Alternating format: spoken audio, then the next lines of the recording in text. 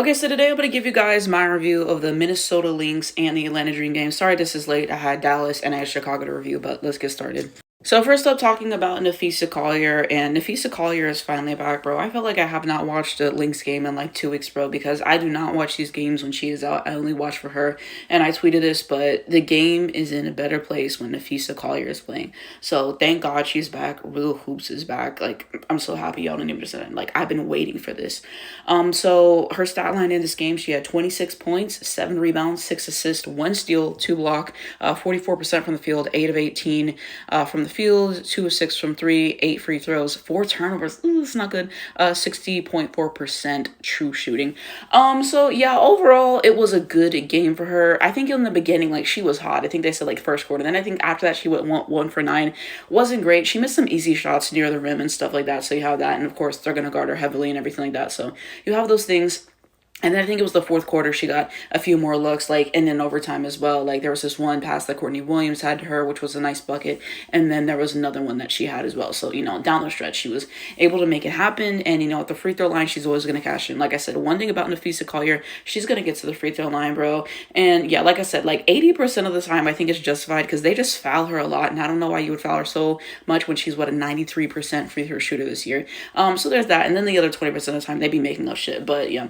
And like I said, I hate her free throws, bro. The way that she just pauses and, like, I hate that, but that's minuscule. But yeah, she was able to get some good shots. She got some threes. The fadeaway is so pure, like the fadeaway jumper, like that just never gets old. So not her most efficient day, but like I said, it's funny you can say like, oh, it wasn't her best game, and 9 times out of 10 she still had 20 points. Just also was great. She's been this season. And like I said, MVP. We're coming for it. MVP is here.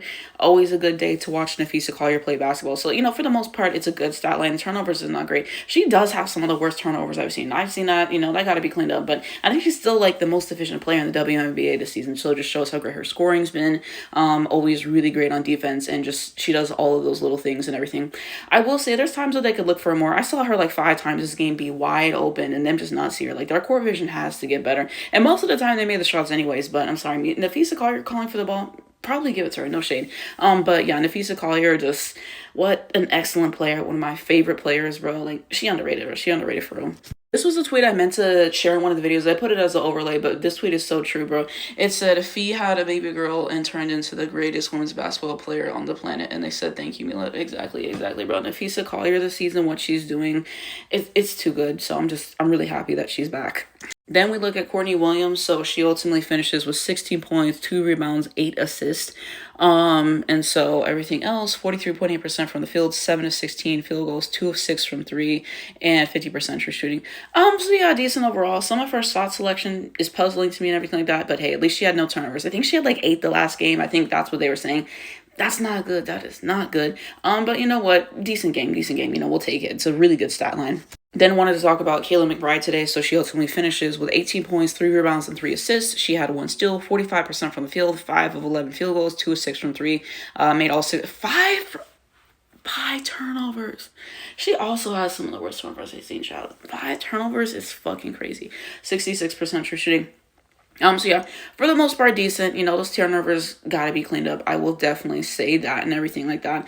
But yeah, she had, what was it, like a 3, toward the end of the game, and that was pivotal. That was pivotal to getting them to overtime. So, good plays this game. This is still a really good stat line to end off with. And continuing on to everybody else, Atlanta Smith, 30 minutes, 9 points, 8 rebounds, 4 assists, 2 still 3 block. So very, full stat sheet. I will say that 40% for the field is not great. I'm pretty sure she missed another easy layup this game, bro. Like, the last 3 games, she keeps missing easy layups. Like, we gotta get that. I will say that. Bridget Colton, 37 minutes, 14 points, 2 rebounds, 3 assists, 100% from the field. That's awesome, bro. Like, Bridget Colton was on one, bro. She was hitting them threes like it was nothing. Getting some shots, playing some good defense and everything like that. So yeah, she was playing good. She was playing good today.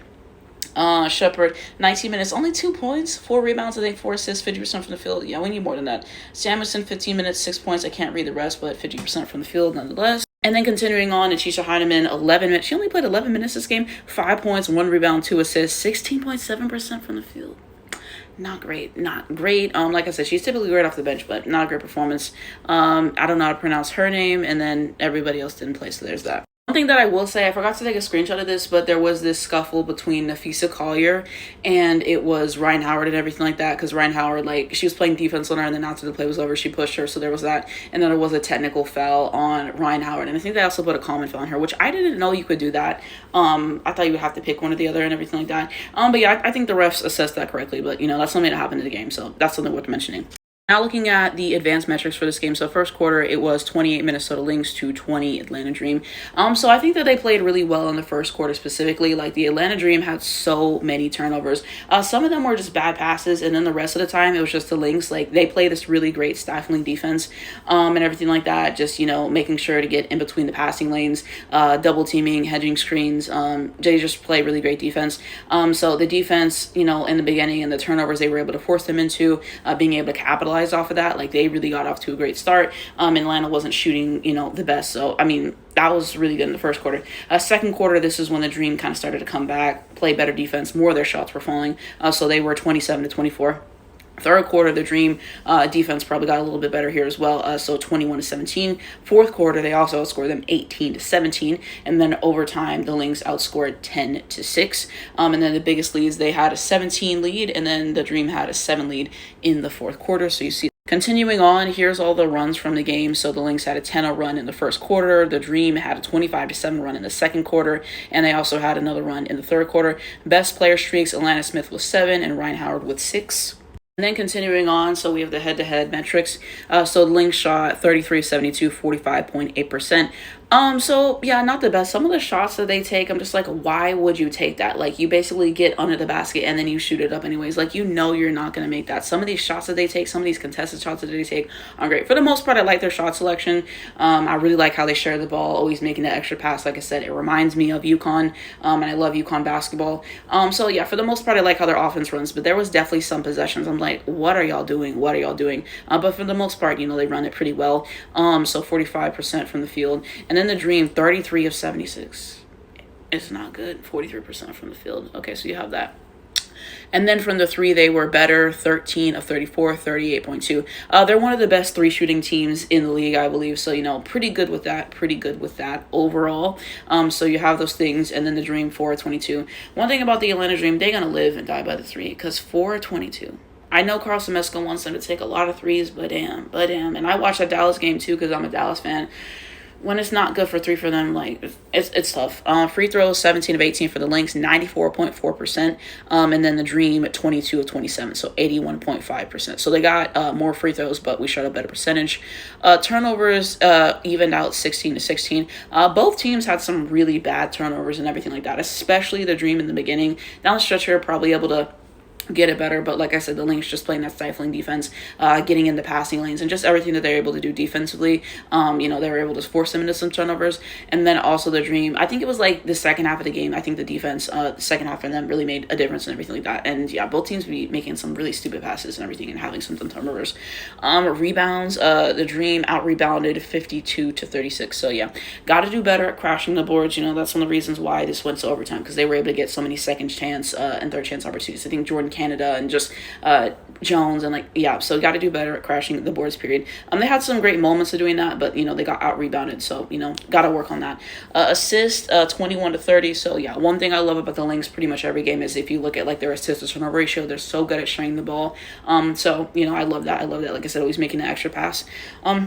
Blocks 2 to 5, so had more blocks. Defensive rebounds 27 to 20, and offensive rebounds 13 to 8. So you have that. And then continuing on, points off turnovers, so 22 to 12. So just able to cash in more on that, which is good news. Points in the paint 52 to 24. Wow, that is a huge discrepancy. Fast break points 12 to 6. So not great in transition, continuously missing easy layups and everything like that. And you have to give credit to the Dream for playing great defense and not allowing them to even get in transition at times in the first place. Second chance points 20 to 12, so you see that. And the steals, they had more steals, 10 to 6. Personal fouls 23 to 23, so evened out. So why do I think that the Lynx won this game? I mean, I think it's a few reasons. I think they're just the better team and everything like that. You have Nafisa Collier, who I believe is MVP right now, like the numbers that she's putting up. I'm so glad she's really high up in all-star voting, you know, definitely deserved for the performances that she's been putting up this season. It's been insane. But yeah, just what Nafisa Collier does time and time again, and you know, they're just able to play really well as a team. Like I said, said, making the extra pass, being unselfish, setting the screen, the fact that, they all play defense. They all play defense really hard. It's just, like I said, I love to watch the Lynx because they play beautiful basketball, like a team that plays hard and tries to minimize on the mistakes as much as possible. Great team from three, great coaching from Cheryl Reeve. So the Lynx are like my safe team, that it's like they're going to play beautiful basketball pretty much every single time. So you have that, and with the defense, like I said, being able to capitalize on the mistakes. So you have those things, and yeah, it's the connectivity. I mean, it's the same reason they win these games 9 times out of 10. You also have the fact, like in overtime, Cheryl Reeve used 2 challenges and she won them both. I will say that one with Alicia Gray, I don't know how she won that challenge. Alicia Gray definitely should have got those free throws because she was fouled on that. So, like, I don't even know how she won that challenge to begin with, because you saw the replay. She definitely got fouled. But yeah, she won both of those challenges and everything like that. Everyone doing their part, stepping up when they needed to and everything like that. One thing about the Lynx, they may be trolling for 3 quarters in the game, but in that 3rd or 4th quarter, in regular games, they're going to come through. So, just being able to make a difference, throughout the game, offensively, defensively, coaching wise, they just do all those little things. So, I think that's why they win. I think that's why they win overall. Great assist to turnover ratio, 30-16. So you like to see those things as well. So it was a really fun game to watch for both sides, honestly. But that's why I think the Lynx take it today. The Atlanta Dream side. So talking about Ryan Howard, this was not a great performance, trial. 15 points, 6 rebounds, 8 assists, 3 steals, 1 block. So it's a full stat sheet, to be fair. But you look at the efficiency, 28.6% from the field, 4-14 from the field, 1 of 7 from 3, 6 of 7 from the free throws, 3 turnovers, and 43.9% true shooting. So yeah, I will say, I've watched her play 4 or 5 times this season because watching my other teams and everything like that, and I think she's a good player, obviously, and everything like that. Offensively, she can get buckets and everything like that. I think she takes too many threes, and I think that's more so of a Carl Slomesko thing than her. The whole team takes too many threes, and it's just like 1 of 7 from 3. It's not great. Defensively, I think she's really good too. So I think she's a good player. It's just, not a great game from an efficiency standpoint. So I will say that. But, stuffing the stat sheet, I'll give credit where credit's due. Getting it done on both sides. Like 3 steals and 1 block. And this is a good stat line still, but not efficient. Looking at Alicia Gray, this was not a good game for Alicia Gray overall. Like, yes, you look and you see 17 points, 8 rebounds, 4 assists. Like, that's great. But then you look 36.4% from the field, 4-11 from the field. That's not good.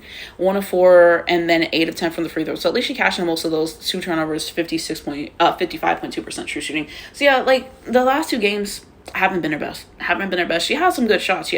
But 4 of 11, it's not great. And then you see everyone else. So Jordan Canada, 35 minutes, 14 points, 3 rebounds, 7 assists, 4 steals, 35% from the field. So for the most part, I would say she had a good game. She had like this spin cycle move, which is good. Being able to be really good in the assist game, making sure everybody is really important, obviously. So I think she did a good job at doing that. And yeah, she had some good plays. She was hustling for them rebounds at points. So I can appreciate the effort that she's put in. She had some really good plays. I mean, this is a pretty full stat sheet. Not efficient, which is, it is what it is, but a good stat sheet. And then you look Jones, 36 minutes, 18 points, 8 rebounds, 2 steals. So 61.5% from the field. Good game. So you'll say that. Brittany Griner, 28 minutes, 16 points, 7 rebounds, 1 assist, 1 block, 60% from the field. This is a good game for her. Most of the games I've seen from her this season haven't been great, but, she delivered this game. She had this one play. What was it? It was in the 2nd or 3rd quarter, like 7:50 something. I think she, turned to her left and had a really nice bucket. So, she had some good plays this game. I'll say that. Nas Hillman, 25 minutes, 10 points, I think 8 rebounds, 1 assist, 50% from the field. Not bad. Tahina Papao, 10 minutes, 2 points. Not great. She's a rookie. I'll give grace though. So, you have those things. And then you see everybody else.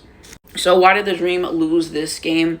Like I said, I think the Lynx are just the Lynx are the best closing team in the league. Okay, so they're probably gonna win the game 9 times out of 10. And just the way that they play together as a team, Nafisa Collier, all of those things. So you have that, and you have the fact that they just couldn't keep up with them offensively, defensively. They had moments and everything like that. They had stretches and everything like that. But then you have moments where you're following Nafisa Collier, which is not gonna help you. Some of the shot selection that they take is not great. Living and dying by the 3. Probably some coaching decisions in there. So yeah, I mean, the Lynx just played better than them, everything like that. But they put up a hell of a game, and they really needed to do this because during the Dallas game, I really read this on Twitter. I would have to go look for it, but you can look this up. And I saw that during the Dallas game, they had the worst shooting game since like 2010. I'm like, oh my, I think they only made like 15 shots that entire game. The worst shooting game since 2010. So, they came back. Like, yes, they lost the game, but they showed a lot of fight, especially down the stretch. And, the Lynx had, a 15 lead. And being able to cut down on that, keep it competitive, get it to overtime. Like, they all had some really great plays down the stretch. So they made it entertaining against one of the best teams in the league and everything like that. So, you take that. So, that's kind of my thoughts there. But yeah, that's my thoughts for this game. Let me know what you guys think down below. What were your favorite plays this game? What do you think made a difference? And we can have that conversation as well.